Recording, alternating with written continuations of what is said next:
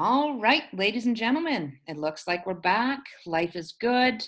Um, Thank you for sticking with us for Dear. This is link number 2 for today's dose of the hate you give.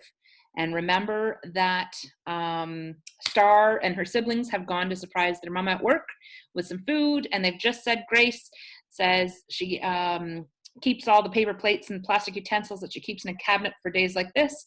We say grace and dig in. Mama sits on the countertop and eats. This is hitting the spot. Thank you, Seven Baby. I only had a bag of Cheetos today. You didn't have lunch? Sakani asks with a mouthful of fried rice. Mama points her fork at him. What did I tell you about talking with your mouth full? And for your information, no, I did not. I had a meeting on my lunch break. Now tell me about you all. How was school? And I apologize, guys. Again, we're on page 61 in this book that we're reading online, but you're on 65 at home, all right? So if you're reading at home, you're on page 65. How was school? Sakani always talks the longest because he gives every single detail. Seven says his day was fine. I'm short with it, and I say, mine was all right. Mama sips her soda. Anything happen?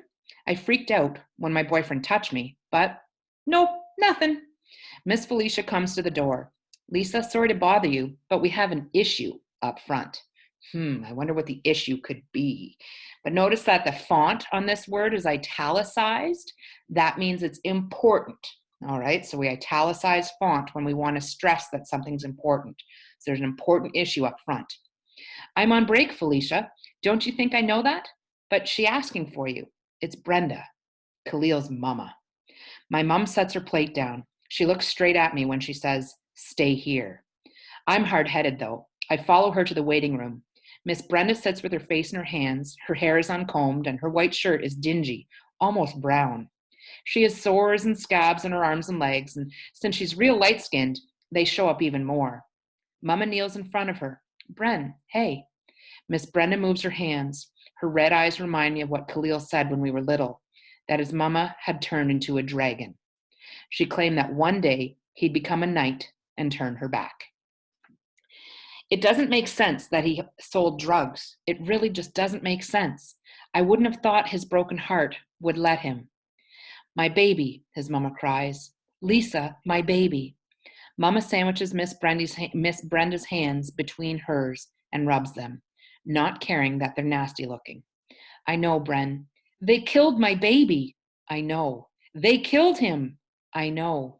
Lord Jesus, Miss Felicia says from the doorway next to her. Seven puts his arm around Sakani. Some patients in the waiting room shake their heads. But Bren, you gotta get cleaned up, Mama says. That's what he wanted. I can't. My baby ain't here. Yes, you can. You have Cameron, and he needs you. Your mama needs you. Khalil needed you, I want to say. He waited for you and cried for you. But where were you? You don't get to cry now. Nuh-uh. It's too late. And notice there's no quotation marks here, so those were thoughts in Star's head. She wants to say those things, but again, her voice, that most powerful weapon, it keeps quiet. But she keeps crying, rocking and crying. Tammy and I can get you some help, Bren, Mama says, but you gotta really want it this time. I don't want to live like this no more. I know. Mama waves Miss Felicia over and hands Miss Felicia her phone. Look through my contacts and find Tammy Harris's number. Call and tell her that her sister is here. Bren, when was the last time you ate? I don't know. My baby. Mama straightens up and rubs Miss Brenda's shoulder. I'm going to get you some food. I follow Mama back. She walks kind of fast, but passes the food and goes to the counter. She leans on it with her back to me and bows her head, not saying a word. Everything I wanted to say in the waiting room comes bubbling out. How come she gets to be upset? She wasn't there for Khalil. You know how many times he cried about her? Birthdays, Christmas, all of that? Why does she get to cry now? Star, please. So you notice there were quotations. She said that out loud. She hasn't acted like a mom to him. Now all of a sudden he's her baby. It's bull. Mama smacks the counter and I jump. Shut up, she screams. She turns around, tears streaking her face. That wasn't some little friend of hers. That was her son, you hear me? Her son. Her voice cracks. She carried that boy, birthed that boy, and you have no right to judge her. I have cotton mouth. Mama closes her eyes. She massages her forehead. I'm sorry. Fix her a plate, baby, okay? Fix her a plate. I do, and put a little extra of everything on it. I take it to Miss Brenda. She mumbles what sounds like thank you, and she takes it. When she looks at me through the red haze, Khalil's eyes stare back at me, and I realize my mom's right. Miss Brenda is Khalil's mama, regardless. Chapter 6. My mom and I arrive at the police station at 4:30 on the dot. A handful of cops talk on the phones, type on computers, or stand around. Normal stuff, like on Law and Order. But my breath catches. I count. 1, 2, 3, 4. I lose count around 12 because the guns in their holsters are all I can see. All of them. 2 of us. Mama squeezes my hand. Breathe. It's a powerful word. When you're stressed, when you're feeling anxious, take a moment, take a deep breath, just breathe, as she says. I didn't realize I'd grabbed hers. I take a deep breath and another, and she nods with each one, saying, That's it. You're okay. We're okay. Uncle Carlos comes over. Remember, he's an officer at the police station. And he and Mama lead me to his desk where I sit down. I feel eyes on me from all around. The grip tightens around my lungs. Uncle Carlos hands me a sweating bottle of water, so it's cold. Mama puts it up to my lips. I take slow sips and look around Uncle Carlos's desk to avoid the curious eyes of the officers. He has almost as many pictures of me and Sakani on display as he has of his own kids. I'm taking her home, Mama tells him. I'm not putting her through this today. She's not ready. So Carlos doesn't think she's ready to speak up. I understand, but she has to talk to them at some point, Lisa. She's a vital part of this investigation. Oh, sorry, that was Lisa wanting to take her home. I apologize. That was Mama. Mama sighs. Carlos, I get it, he says. It's a noticeably lower voice. Believe me, I do. Unfortunately, if we want to get this investigation done right, she has to talk to them. If not today, then another day. So you can put it off, or you can use, like they said, your most powerful voice, your voice. You can try and breathe and get it over with. Another day of waiting and wondering what's going to happen. I can't go through that. I want to do it today, I mumble. I want to get it over with. They look at me like they just remembered I'm here. Uncle Carlos kneels in front of me. Are you sure, baby girl? I nod before I lose my nerve. All right, Mama says, but I'm going with her. That's totally fine, Uncle Carlos says. I don't care if it's not fine. She looks at me. She's not doing this alone. Those words feel as good as any hug I've ever gotten. Uncle Carlos keeps an arm around me and leads us to a small room that has nothing in it but a table and some chairs. An unseen air conditioner hums loudly, blasting, freezing air into the room. All right, Uncle Carlos says. I'll be outside, okay? Okay, I say. He kisses my forehead with his usual 2 pecks. Mama takes my hand and her tight squeeze tells me what she doesn't say out loud. I got your back. We sit at the table. She's still holding my hand when the 2 detectives come in, a young white guy with slick black hair and a Latina with lines around her mouth and a spiky haircut. Both of them wear guns on their waists. Keep your hands visible. No sudden moves. Only speak when spoken to. Again, notice the text is italicized. Those are the important words that Star's remembering that she was warned about how to deal with cops when they approach. Hi, Star and Mrs. Carter, the woman says, holding out her hand. I'm Detective Gomez, and this is my partner, Detective Wilkes. I let go of my mom's hand to share the detective's hands. Hello, my voice is changing already. It always happens around other people, whether I'm at Williamson or not. So again, the code switching. I don't talk like me or sound like me. I choose every word carefully and make sure I pronounce them well.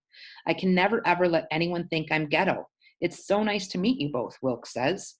Considering the circumstances, I wouldn't call it nice, says Mama. Wilkes' face and neck get extremely red, so he's embarrassed. What he means is we've heard so much about you both, Gomez says. Carlos always gushes about his wonderful family. We feel like we may know you already. She's laying it on extra thick. Please have a seat, Gomez points to a chair, and she and Wilkes sit across from us. Just so you know, you're being recorded, but it's simply so we can have Star's statement on record. Okay, I say. There it is again, all perky and stuff. I'm never perky. Detective Gomez gives the date and time and the names of the people in the room and reminds us that we're being recorded. Wilkes scribbles in the notebook. Mama rubs my back, and for a moment, there's only the sound of pencil on paper. So it's a sort of tense, nervous situation. All right, then. Gomez adjusts herself in her chair and smiles, the lines around her mouth deepening. Don't be nervous, Star. You haven't done anything wrong. We just want to know what happened. I know I haven't done anything wrong, I think. But it comes out as, yes, ma'am. You're 16, right? Yes, ma'am. How long did you know Khalil? Since I was 3. His grandmother used to babysit me. Wow, she says, all teacher-like, stretching out the word. That's a long time. Can you tell us what happened the night of the incident? You mean the night he was killed? And you see the S word. Gomez's smile dims. The lines around her mouth aren't as deep, but she says, the night of the incident, yes. Start where you feel comfortable. I look at Mama. She nods. My friend Kenya and I went to a house party hosted by a guy named Darius, I say. Thump, thump, thump. I drum the table, so she's nervous. But again, it says stop, no sudden moves. So those words of advice are going through her mind. I lay my hands flat to keep them visible. He has one every spring break, I say. So he has a party every spring break. Khalil saw me, came over, and said hello. Do you know why he was at the party? Gomez asks. Why does anybody go to a party? To party. That's what she's thinking. So again, the italics are what she's thinking. The quotation marks surround what she's saying. I assume it was for recreational purposes, I say. He and I talked about things going on in our lives. What kind of things, she questions. His grandmother has cancer. I didn't know until he told me that evening. I see, Gomez says. What happened after that? A fight occurred at the party, so we left together in his car. Khalil didn't have anything to do with the fight? I raise an eyebrow. Nah.